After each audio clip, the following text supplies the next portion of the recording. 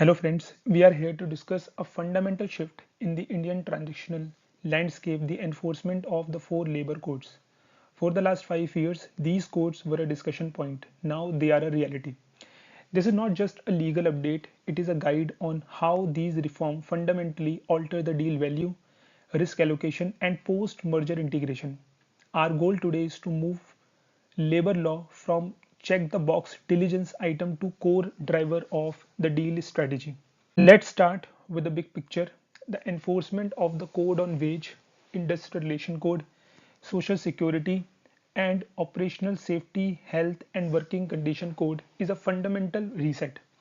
Previously, labor non-compliances was often treated as a minor administrative issue, something fixed post closing or covered by a general indemnity.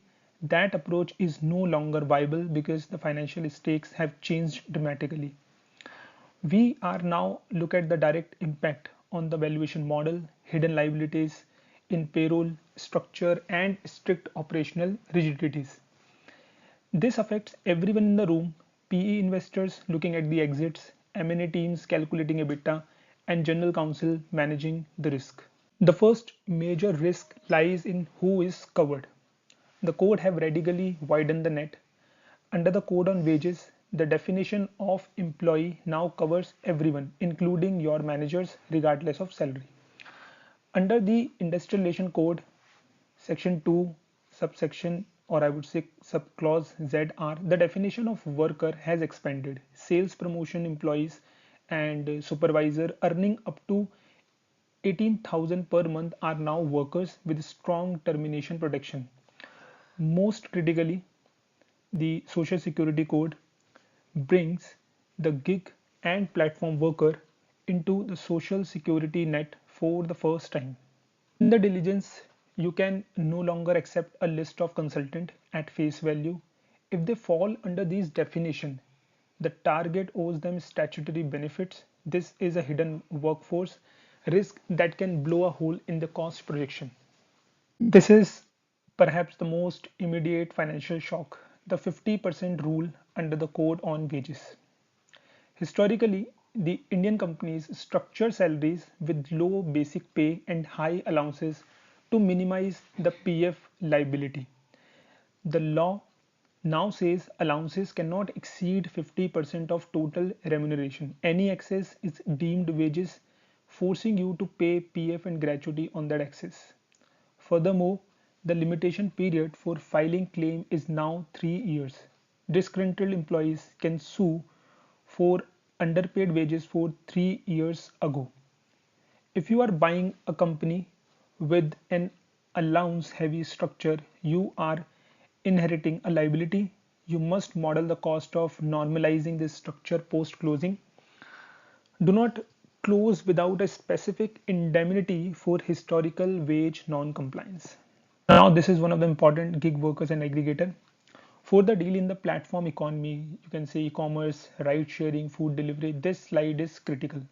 The Social Security Code section 114 introduced a contribution for aggregators. They must contribute 1 to 2% of annual turnover to a social security fund. Note that it is based on turnover, not profit. For a high growth, low margin startup with, you can say, 1000 crore turnover, that is somewhere 10 to 20%, 10 to 20 crore check returned to the government every year. This is a direct hit to the unit economics. If your valuation model is on the gross margin, you need to stripe out this 1 to 2% immediately. Many companies use fixed term contract to stay flexible and avoid long term liability like gratuity, which used to kick in only after 5 years. Now the Social Security Code changes this. The fixed term, or I would say the fixed term contract employees are now eligible for gratuity after just 1 year of service on a pro rata basis. So if your target relies on 1 year contract to stay lean, that advantage is eroding. You effect your valuation accounts for this recurring cost. Outsourcing is a standard practice, but the Operational Safety, Health and Working Condition Code introduced a strict prohibition. You cannot use contract labor for core activities. It is only allowed for non-core or intermittent work. The risk is deemed absorption. If a court finds you using the contractor for core work, like coding for a software firm, they can order you to absorb them as permanent employees. Be careful with IT and ITS target where consultants are doing the core product development.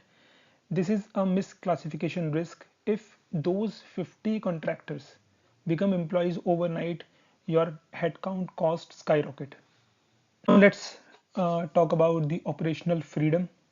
The Industrialization Code raises the threshold for government permission for layoff from 100 to 300 workers.